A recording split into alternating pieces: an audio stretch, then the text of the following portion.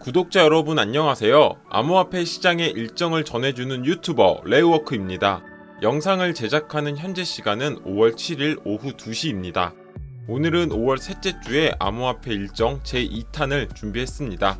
궁금하시죠? 영상 바로 시작합니다.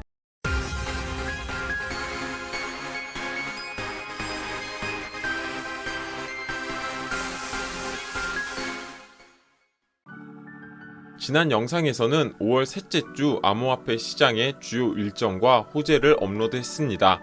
카바코인, 헬륨코인, 샌드박스를 보유하신 분들이라면 우측 상단의 카드를 눌러서 영상을 보시기를 추천드립니다.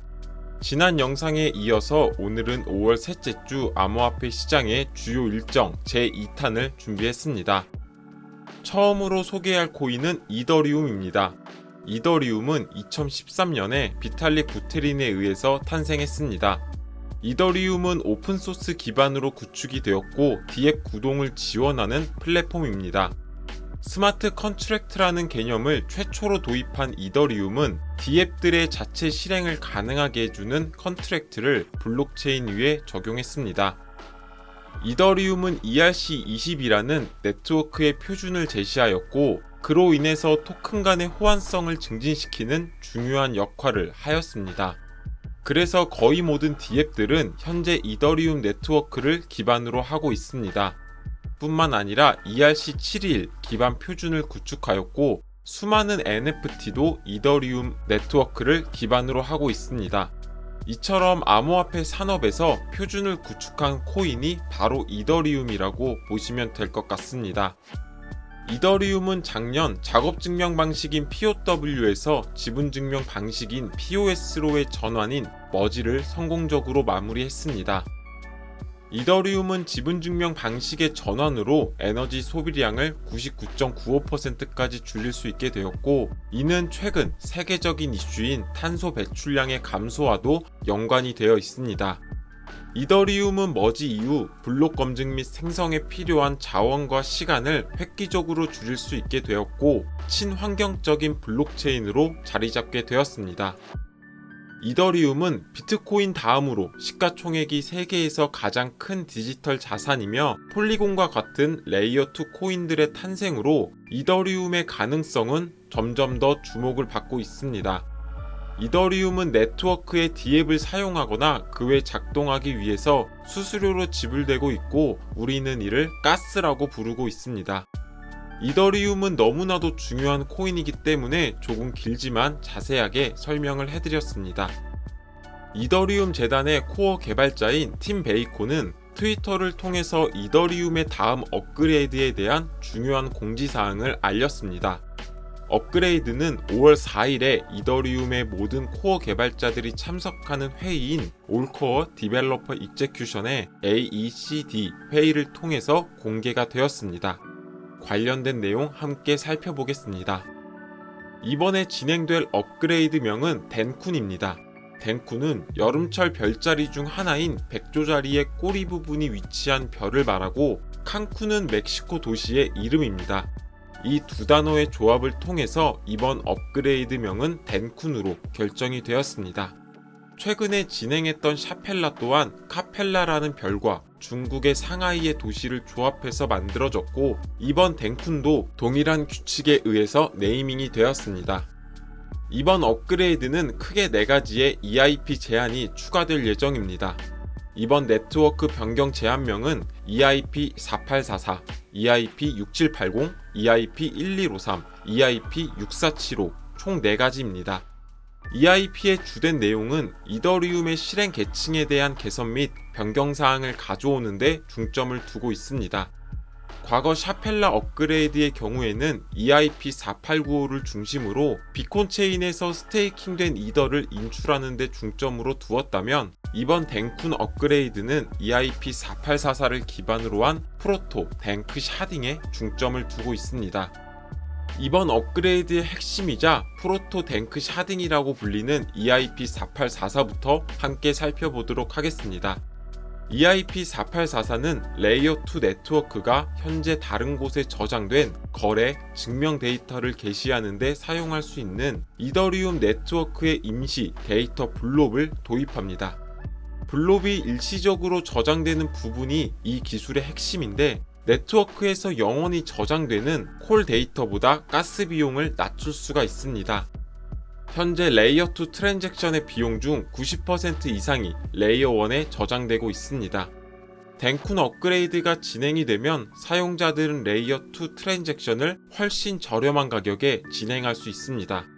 팀 베이콘은 과거에 진행한 더 머지만큼은 크지는 않지만 EIP4844는 이더리움의 중요한 변화다라고 언급했습니다.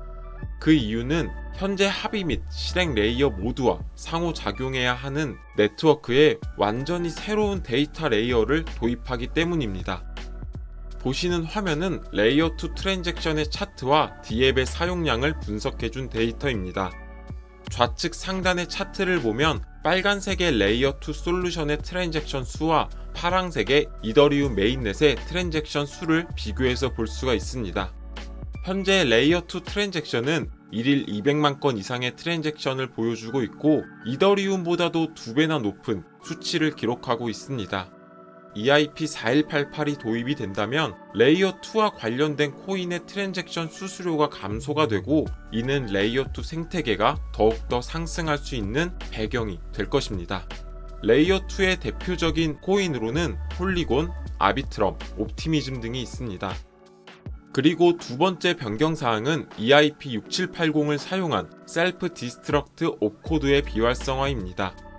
이번 제안은 단일 거래 내에서 계약의 생성 및 삭제를 허용하는 것을 말합니다. 옵코드가 삭제된다고 해서 이더리움의 트랜잭션이 호출되지 않는 것은 아닙니다. 옵코드를 비활성화하거나 제거를 하는 궁극적인 목적은 EIP 계약 버전 관리에서 오는 EVM 구현에 대한 복잡성을 개선하는 것입니다. 세 번째 변경사항은 EIP1153으로 5년 전에 제안이 되었고 작년 유니스왑 팀에 의해서 부활이 돼서 이더리움 개발자에게 상당한 지지를 받았던 제안 중 하나입니다. 주요 개선사항은 T스토어 및 T로드라는 두 가지의 새로운 옵코드를 도입합니다.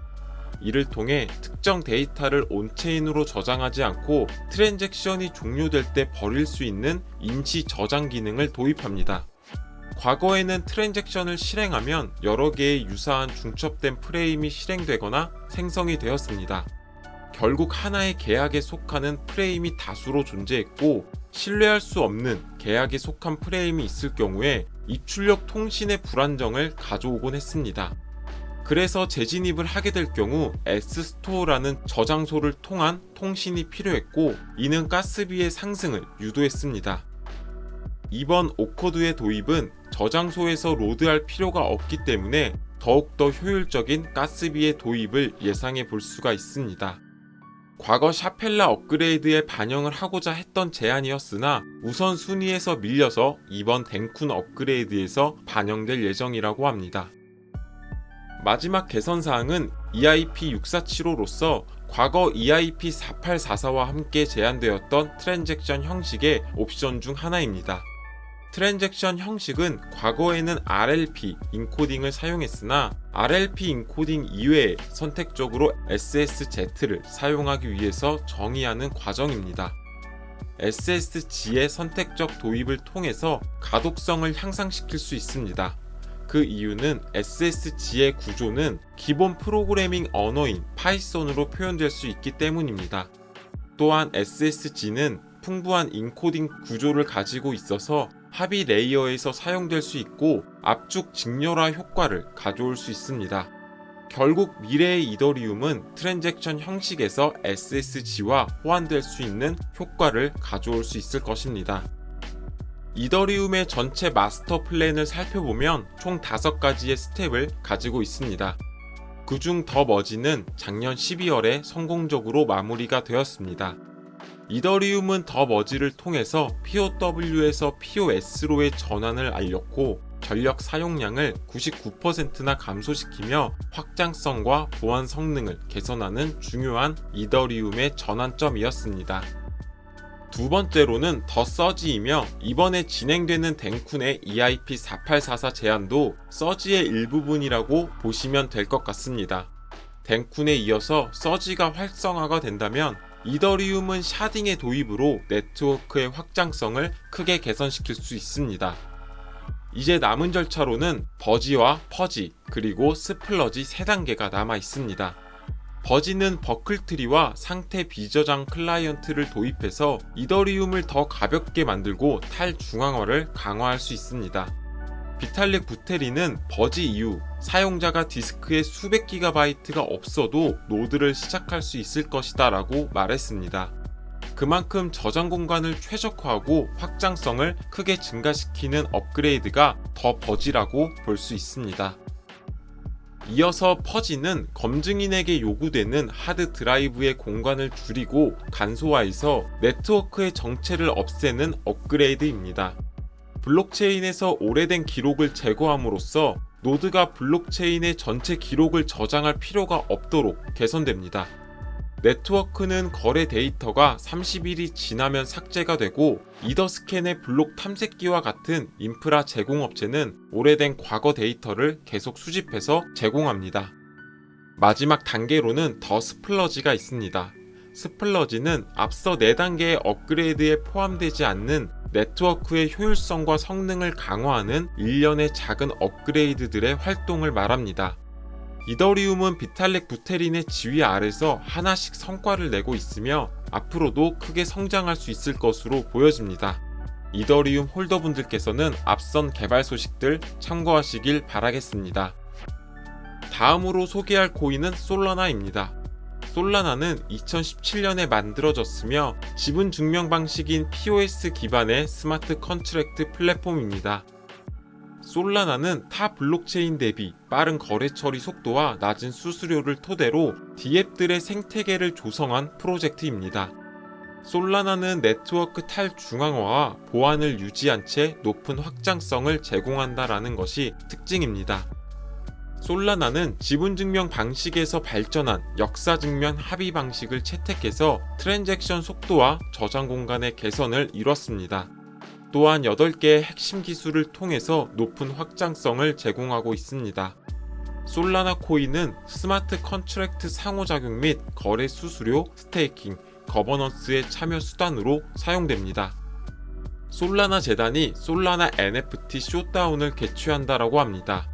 이번 쇼다운의 목적은 크리에이터가 지속 가능한 사업 계획을 개발하고 NFT 생태계 전반의 최고 심사위원들과 소통할 수 있도록 돕기 위함이라고 솔라나 측은 밝혔습니다. 솔라나 재단 측은 NFT 쇼다운을 통해 패션, 게임 등 여러 산업이 NFT에 대한 유용성을 경험할 수 있는 컬렉션을 만들 수 있을 것으로 기대된다라고 언급했습니다. 그리고 수상자에게는 업계 전문가의 멘토링과 워크숍, 그리고 그 밖에 솔라나 컨퍼런스 티켓을 지급한다고 합니다. 솔라나는 지난달인 2월 해커하우스 행사에서 웹3 사과폰의 실물을 공개했습니다. 아마도 이번 쇼다운의 행사의 취지는 NFT와 관련이 있고 이는 최근에 판매된 사과폰의 활성화를 위한 활동이라고도 보여집니다. 사과폰의 가장 큰 장점은 D앱 중 NFT 민팅 앱인 민티프레쉬가 존재하기 때문입니다. 민티프레쉬 앱과 사과폰을 통해 사진을 비롯한 모든 활동들을 쉽게 NFT화할 수 있습니다. 이번 NFT 쇼다운을 통해 사과폰도 알리면서 솔라나의 시세의 상승이 있었으면 하는 바람입니다. 이어서 암호화폐 전문 분석업체인 메사리는 솔라나의 23년 1분기 현황을 공개했습니다. 주요 지표들을 요약해서 살펴보면 가장 먼저 솔라나의 시가총액은 전분기 대비 118% 증가하면서 큰 반등을 보여주고 있습니다. 그리고 솔라나의 매출은 전분기 대비 78.71%가 증가하였는데 이는 NFT를 비롯한 다양한 생태계의 개발로 인해서 수수료의 수입이 증가된 부분에 영향이 있었습니다. 앞서 NFT 쇼다운을 개최하는 이유도 이 데이터를 보면 이해할 수 있을 것이다 라고 생각합니다. 솔라나의 NFT 생태계를 보면 지난 분기는 260만 개를 기록했고 이번 분기에서는 290만 개로 증가된 모습을 볼 수가 있습니다. 이러한 NFT 성장을 대표했던 프로젝트가 봉크였다라고 볼 수 있을 것 같습니다. 신규 NFT의 상승과 함께 2차 시장의 NFT 판매량 또한 35.5%나 증가한 모습을 볼 수가 있었습니다. 그리고 검증인의 평균 수는 전분기 대비 18.9%가 증가했으며, 이는 솔라나 네트워크가 탈중앙화로 비약적으로 발전하고 있음을 알려주는 지표 중의 하나입니다. 솔라나는 개발자와 참여자 생태계를 성장시키기 위한 노력을 지속적으로 진행해 오고 있습니다. 솔라나 해커하우스를 비롯해서 그리즐리톤 행사, 그리고 인코드 클럽 해커톤, 솔라나 샌드스톰 해커톤을 통해서 지난 2년간 총 6억 달러를 지급했습니다. 앞선 호재 소식과 더불어서 1분기 생태계도 투자 효과에 따른 수익이 있었고, 앞으로 이어질 2분기, 3분기도 꾸준한 수익으로 발전했으면 하는 바람입니다. 오늘의 영상은 여기까지입니다. 투자에 있어서 큰 도움이 되셨으면 좋겠습니다. 해당 영상이 도움이 되셨다면 구독과 좋아요 버튼을 눌러주시고 다음 코인 분석 때 뵙도록 하겠습니다. 시청해주셔서 감사합니다.